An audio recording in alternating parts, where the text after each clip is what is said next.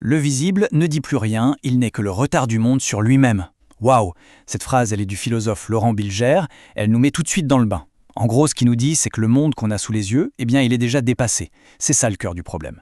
Aujourd'hui, on va décortiquer ensemble un concept absolument essentiel pour comprendre notre époque, un concept qui vient tout droit de l'analyse de Laurent Bilger.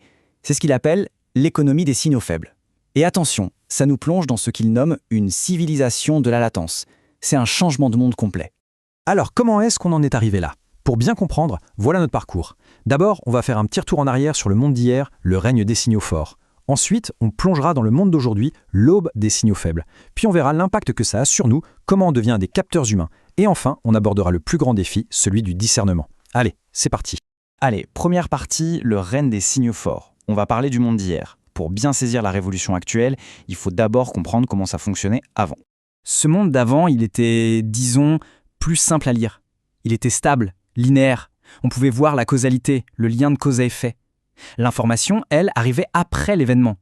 Pensez-y, une décision politique, un communiqué de presse, des chiffres officiels, tout ça, c'était des signaux forts. On constatait ce qui s'était passé. La cause avant les faits, c'était clair, net. Un peu comme une rangée de dominos qui tombent les uns après les autres. Sauf que voilà, ce monde-là, il a complètement explosé. Fini. On passe maintenant au monde d'aujourd'hui, et c'est une toute autre histoire. C'est l'aube des signaux faibles. Alors, un signal faible, c'est quoi exactement?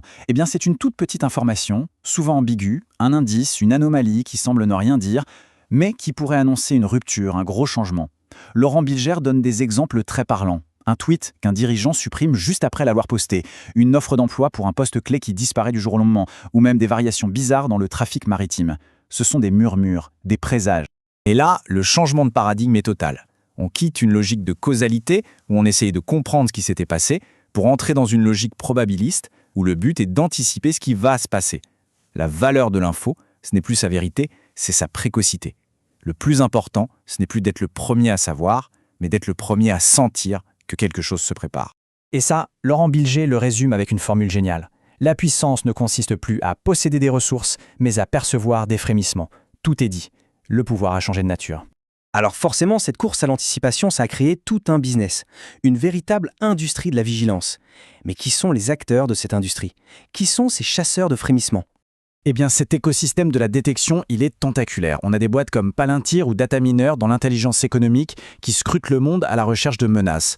Pour la compétition entre entreprises, il y a des outils comme Crunchbase ou SEMrush qui analysent les stratégies des concurrents à la loupe.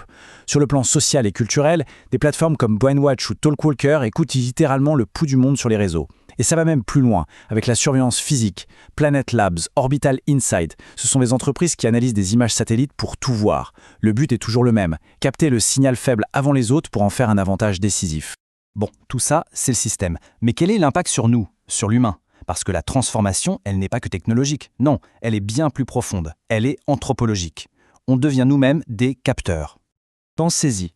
Ça nous met dans un état d'alerte permanent. Le cerveau moderne est constamment sur le qui-vive, à scanner son environnement à l'affût du moindre indice. On oscille sans arrêt entre deux pôles, la curiosité, l'excitation de trouver une info avant les autres, et l'anxiété, la peur de rater la menace qui arrive. Il y a un autre philosophe, Peter Sloterdijk, qui a trouvé une expression parfaite pour décrire ça. Il parle d'un stress immunitaire global. C'est une image très forte. C'est comme si la société entière était un organisme vivant en état d'alerte, se préparant constamment à une attaque invisible. Et ça nous ramène à une question très personnelle. Est-ce qu'on ne vit pas tous un peu avec cette angoisse?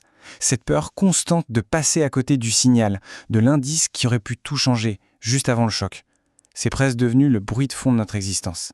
Et c'est là qu'on touche au paradoxe central, celui que Laurent Bilger met si bien en évidence. À force de vouloir tout détecter, de chercher une transparence totale, on finit par créer l'inverse, de l'opacité. Le monde devient un brouillard. On est noué sous un déluge d'informations, de coïncidences, de faux signaux. Et à la fin, on n'y voit plus rien. Alors, face à ce constat, que faire? Comment on s'en sort? C'est le défi du discernement. L'enjeu, ce n'est plus d'avoir plus de données ou d'aller plus vite. Non. L'enjeu, c'est de développer une nouvelle écologie de l'attention. J'aime beaucoup cette façon de voir les choses qui vient de l'analyse de Bilger. Le XXe siècle, c'était le siècle de la planification. Le XXI, c'est celui de la détection. Le prochain, celui qu'on doit construire, ce sera celui du discernement, c'est-à-dire la capacité à faire le tri, à hiérarchiser et surtout à donner du sens à tout ce bruit. Parce qu'au fond, on a fait un drôle d'échange. On a troqué la sagesse du délai. Pour la tyrannie de la réaction immédiate. Le vrai défi, aujourd'hui, ce n'est plus la vitesse. Non, c'est d'acquérir ce que Laurent Bilger appelle la capacité de sentir juste. C'est plus que de l'analyse, c'est une sorte d'intuition éduquée, affûtée, pour naviguer dans ce brouillard. Le discernement, voilà le nouveau mandat. C'est la compétence clé. C'est ce qui fait toute la différence entre celui qui subit le bruit et celui qui comprend le signal. Entre celui qui ne fait que réagir et celui qui agit vraiment. Et on termine sur cette question, une question qui, je trouve, résume tout. Si la modernité nous a appris à raisonner, est-ce que cette nouvelle ère des signaux faibles va nous forcer à réapprendre à pressentir ? Voilà, toute cette analyse, elle s'appuie sur le travail remarquable du philosophe Laurent Bilger. Si le sujet vous intéresse, je ne peux que recommander d'aller lire ses textes directement à la source.